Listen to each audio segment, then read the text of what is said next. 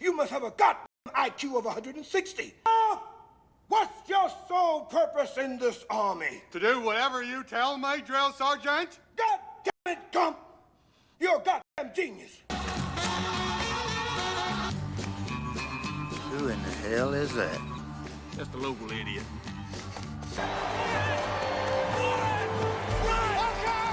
The movie begins with a man named Forrest Gump sitting at a bus stop. He offers some chocolate to the woman beside him, but she doesn't answer him.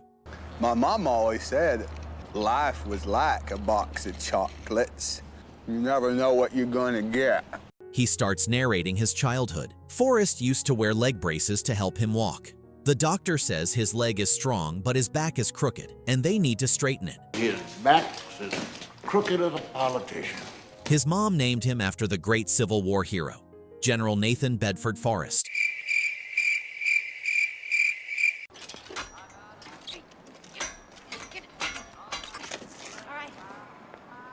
Don't ever let anybody tell you they're better than you, Forrest.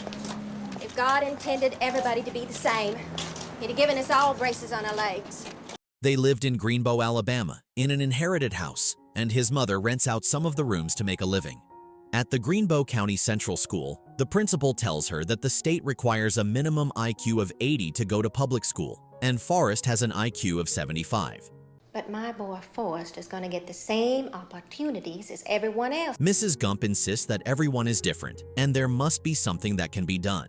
Is that Mr. Gump? Mrs. Gump? The principal gets laid that night while Forrest sits outside. Your mama sure does care about your schooling, son. Forrest says he and his mother were alone, but they usually had travelers around filling the house. There was once a young man who had a guitar case in the house. Mrs. Gump comes to find Forrest dancing to the man playing the guitar. I started moving around to the music. One night, as he and his mom walk past a TV in a store, they see that same guy redoing Forrest's dance while he sings. The man was called the King and apparently died after singing too many songs, says Forrest. On his first day of school, Forrest remembers stepping into the bus, but all of the kids refuse to let him sit by them. A little girl named Jenny tells him to sit by her. She asks him what's wrong with his leg, and he tells her his legs are fine. From that day on, they were always together. She taught him how to climb, and he taught her how to dance. He recalls that she almost never wanted him to go home when it got late, and she was his only friend. In the present, he tells the woman that his mom always told him that miracles happen every day, and he believes it. In another flashback, 3 boys throw stones at Forrest to bully him. Jenny tells him to run away, and the boys chase him on their bikes. While Forrest tries to escape, a miracle occurs. His braces start to fall off, and he starts to run fast.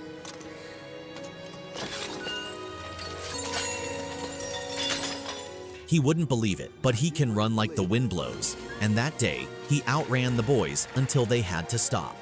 Forrest says his mom always said that God is mysterious. That boy sure is a running fool. In high school, the same boys taunt Forrest and throw stones at him. Jenny tells him to run while the boys chase him in a car. Forrest manages to outrun them and heads into a football field while a game is going on. Who in the hell is that? Just a local idiot. Forrest is enlisted on the college football team. During a game, he outruns several men, and none of them are able to catch him.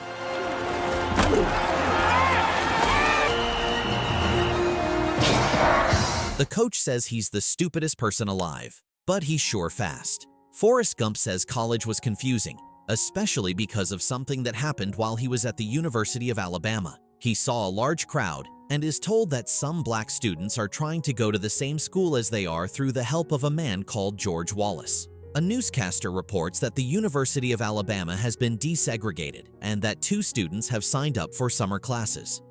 After that, George Wallace ran for president but got shot. Shortly after, the woman's bus arrives, and Forrest tells her it was nice talking to her. Another woman with her kid tells Forrest she remembers when George Wallace was shot, so he asks her about her college. He tells the woman Jenny went to a college just for girls, but he always visited her. One time, Forrest sees Jenny and a guy in a car, and it looks like she's struggling. He runs to the car and starts to punch the guy, but Jenny tells him to quit it. The guy gets angry and leaves, but Jenny tries to tell him Forrest doesn't know any better. Jenny demands to know why he did that. He hands her some chocolate and decides to leave. Jenny takes him inside because he's drenched in the rain. Inside, she starts to undress, and she asks him if he's ever been with a girl when she notices him looking at her body. She removes her bra and lets him touch her, and he prematurely releases. She tells him it's fine, and they hug. Meanwhile, Jenny's roommate listens to them and feels horrified, but Jenny tells him it doesn't matter. Forrest says that college ran by fast because he played so much football. They even put him in something called the All-American team, where he got to meet President Kennedy. At a buffet, Forrest says that the best thing about meeting the president was the food. He wasn't hungry but thirsty, so he drank about 15 bottles of Dr. Pepper. When it's time to shake the president's hand, the president asks him how he feels, and he tells him he has to pee. He says that sometime later, for no particular reason, someone shot that nice president while he was in his car. After 5 years of playing football, he got a college degree, which made his mother proud. On graduation day, a military officer hands Forrest a U.S. Army recruitment flyer. Hello, I'm Forrest Gump. Nobody gives a husky shit who you are, pussball! Most of the people refuse to let him sit by them, but one guy named Bubba lets him sit, and he talks just like Forrest. You ever been on a real shrimp boat? No. In camp, Forrest says he fit into the Army real well because all you needed to do was make your bed neat, stand up straight, and answer every question with Yes, Drill Sergeant! During the gun coupling practice, Forrest put it together in a few seconds. Done, Drill Sergeant? Why did you put that weapon together so quickly, Gump? This is a new company record. Meanwhile, Bubba keeps telling Forrest about shrimp. Pan fried, deep fried, stir fried. Shrimp soup, shrimp stew, shrimp salad. One night, Forrest sees a picture of Jenny in a magazine wearing her college sweater, which eventually got her thrown out of school. A man who owns a theater in Tennessee saw those photos and gave Jenny a job singing in a show. He immediately took a bus to go see the show. The place seems to be a strip club. Jenny is introduced to the stage, and she sings some folk song while she's half naked. Forrest watches her and says her dream has come true, but a random man rudely tries to touch her and pours a drink on her when she refuses. Forrest, what are you doing here? Forrest roughs up the man and tries to carry Jenny away, but she tells him to let her down. When they go outside, Jenny tells him he can't keep trying to rescue her all the time. He tells her he can't help it because he loves her, but she tells him he doesn't know what love is. Forrest tells her the Army is sending him to Vietnam, and Jenny tells him to promise to never try to be brave, but to run if he gets into trouble. In Vietnam, Forrest and Bubba go to meet their officer, Lieutenant Dan Taylor. Forrest says he likes the lieutenant because he welcomed them quite well. One night, Bubba asks Forrest to join him in the shrimp business after they leave the Army, and Forrest says it's a fine idea. He sent Jenny a letter regularly, but it seems she never really replied to any of his letters. One day, the platoon is ambushed by the enemies, and the lieutenant tells them to retreat. Forrest, Bubba, and the lieutenant managed to escape, and Forrest kept running until he was all by himself like Jenny told him to. He ran back to find Bubba. On his way, he found several wounded soldiers and carried them to safety. He also finds Lieutenant Dan, who tells him to leave him there, but he carries him away. He gets the lieutenant to safety and heads back to find Bubba. The lieutenant tells him an airstrike is coming and will napalm the whole area, but Forrest refuses because he has to go find his friend. He finally found Bubba with a big hole in his chest. He manages to carry him away just seconds before the airstrike begins. When he gets him to safety, Bubba tells him he wants to go home, but he soon dies in his arms, while Forrest cries. Another man happens to be on the park bench, and he asks Forrest if he got shot. Forrest tells him that he did sustain a shot to his buttocks. He said the only good thing was that he got all the ice cream that he wanted. He was placed near Lieutenant Dan, whom he offered ice cream, but he didn't respond. While in the hospital, Forrest gets about a dozen letters from Jenny that she sent while he was in Vietnam. One day, another soldier invites him to play ping pong and tells him the secret is to never take his eye off the ball. It came naturally, and he used to play so well that people would gather around to watch him play. One night, Lieutenant Dan grabs him out of sleep and tells him that he cheated him from dying in the field with honor, and now he's a cripple. The lieutenant starts to cry and asks Forrest what he's going to do now. What am I gonna do now? Sometime later, an Army officer informs Forrest he will soon receive a Medal of Honor. He excitedly goes to tell the lieutenant, but learns he's been sent home. 2 weeks later, the president awarded Forrest the Medal of Honor. When the president learns he was shot in the buttocks, he jokes that he would like to see that, and Forrest shows him on national TV. Forrest goes to see the Capitol and mistakenly gets mixed up with some guys also wearing military uniforms. Little did he know, they were headed to an activist conference against the Vietnam War, where he had to speak. Forrest was led to the stage to talk a little about the war. After he gives the speech, Jenny spots him from within the crowd, and they both reunite. Jenny shows Forrest around and introduces him to her boyfriend, Wesley. He then sees Wesley slapping Jenny, and he beats him up. He should not be hitting you, Jenny.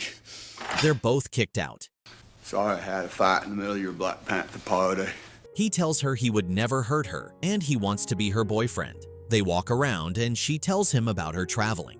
Jenny decides to follow Wesley to San Francisco, but Forrest tells her he thinks she should go home to Alabama. Jenny insists on going, and Forrest gives her his Medal of Honor. I want you to have this. Why are you so good to me? You're my girl. Sometime later, Forrest is put in special services playing ping pong. He says the Army decided he should be on the All-American ping pong team sent to play in China. He is later invited to a show to speak about his time in China with John Lennon. Can you tell us what was China like? In the land of China, people hardly got nothing at all. No possessions? Forrest says the nice young man was later shot on his way home to see his little boy. After the interview, Forrest runs into Lieutenant Dan, who is angry that they gave him the Congressional Medal of Honor. Lieutenant Dan! Forrest helps Dan cope and stays with him during the holidays. On New Year's Eve, Dan takes Forrest to a bar, and Forrest says he's going to Bayou La Batre to buy a shrimping boat to fulfill his promise to Bubba. Dan jokes that if Forrest ever becomes a shrimping boat captain, he'll become his crewmate. Forrest starts to think about Jenny and how she's doing in California. Later, he is discharged from the Army and he decides to go back home. So I went home. His mom welcomes him at home, and she tells him a man is offering $25,000 to advertise his ping pong racket. After that, he heads to Bayou La Batre to meet Bubba's family, who think he's crazy. He goes to Bubba's grave and tells him he's going to use all his money to start the shrimp business. Forrest buys a shrimping boat, and he eventually finds out that shrimping is tough. I only caught 5. A couple of boys, you could have yourself a cocktail. Later, he decides to name his boat Jenny. Meanwhile, Jenny is taking drugs, partying while in California, and working as a call girl. Forrest always thinks about her and hopes whatever she's doing is making her happy. Meanwhile, Jenny looks quite miserable and attempts to jump out a balcony but changes her mind.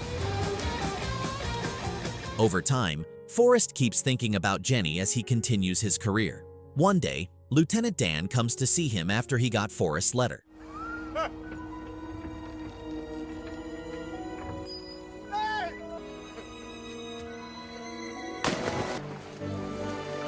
Dan tells him he's here to fulfill his word to become his first crewmate. Well, you ain't got no legs, Lieutenant Dan. I am a man of my word. Okay. We'll find some shrimp, so take a left! What are you doing? Take a left! That's where we're gonna find those shrimp, my boy! Forrest asks how they're going to find shrimp, and Lieutenant jokes that he must pray for shrimp. Forrest goes to church every Sunday and even takes Lieutenant Dan with him. They go fishing again, and they don't find shrimp. Dan asks him where his God is, and Forrest says that God responded. The next morning, a newscaster reports that Hurricane Carmen came through yesterday and wiped out Bayou La Batre's entire shrimping industry. He says only one shrimp boat survived the storm. That boat turns out to be Forrest's boat. Forrest says that after that, shrimping was easy. He says people needed shrimp, and they were the only boat left standing. They got so big that they had to get 12 more ships named Jenny and named his company Bubba Gump Shrimp. Are you telling me you're the owner of the Bubba Gump Shrimp Corporation? Bubba Gump Shrimp. Boy, I heard some whoppers in my time, but that tops them all. We were sitting next to a millionaire. The old woman says his story was lovely, so Forrest shows her a picture of what Lieutenant Dan looks like. Forrest remembers a time when Lieutenant Dan almost thanked him for saving his life. I never thanked you for saving my life. He never actually said so, but I think he made his peace with God. Sometime later, Forrest gets a call telling him his mom was sick. He rushes home. We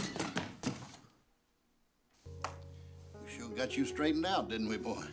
She tells him she's dying. He asks her what his own destiny will be without her.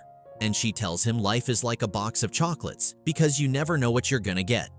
He says she got cancer and died a short time after. Sometime later, because of his achievements, the city of Greenbow, Alabama decided to offer him a job. Forrest didn't go back to work with Dan, but he always sent him some money and took care of the shrimp business. Dan even invested some of his money in a fruit company. And so then I got a call from him saying we don't have to worry about money no more. Forrest says his mama said you only need so much. So he gave the rest of his money to the Foursquare Gospel Church and more to the Bayou La Batre Fishing Hospital. He also gave Bubba's mother Bubba's share. The woman saw the check and fainted. She didn't have to work in nobody's kitchen anymore. Even though he was rich, he always thought of Jenny. One day Jenny comes to find him out of nowhere, and they hug passionately. He says Jenny came back to stay with him, maybe because she had nowhere else to go or because she was tired. Forrest says they always took walks every day and he always talked, but she was usually quiet. One day, they walk back to her old house, and Jenny angrily throws stones to break the windows and breaks down in tears. He says every day he'd pick flowers and put them in her room for her, and she gave him some cool shoes for running. One night, Forrest asks Jenny if she'll marry him, but she tells him he doesn't want to marry her. He asks her why she doesn't love him. He says he's not smart, but he knows what love is, then heads outside. That night, she sneaks into his bedroom and tells him she loves him, and they make love. The next morning, Jenny leaves while Forrest is still asleep. After she leaves, he just sits quietly and looks into space. He gets up and goes for a run and runs to the end of the road. When he got there, he decided to run to the end of town. Then he decided to run past Greenbow County. After that, he ran clear to the ocean. Then he turned back and reached another ocean. He kept running and didn't look back. He says he always thought about his mother, Lieutenant Dan, and Jenny. On TV, folks watch how a man named Forrest Gump, who only stops to sleep, has been running across America for the 4th time. Reporters crowd Forrest to ask if he's doing this for animals, women's rights, or world peace. He tells them he just felt like running. Eventually, some people started to follow him around. He says some of those people told him he gave them hope, but he wasn't so sure about that. He ran for 3 years, 2 months, 14 days, and 16 hours. Suddenly, he stops, and all his followers listen to what he's about to say. I'm pretty tired. Think I'll go home now. He returns to Alabama, and one day he gets a letter from Jenny asking him to come see her in Savannah. He tells the woman that's what he's doing here. He's waiting for bus number 9 to go see her. The woman tells him he doesn't need to take a bus because Henry Street is just 5 blocks away. Down that way? Down that way. It was nice talking to you.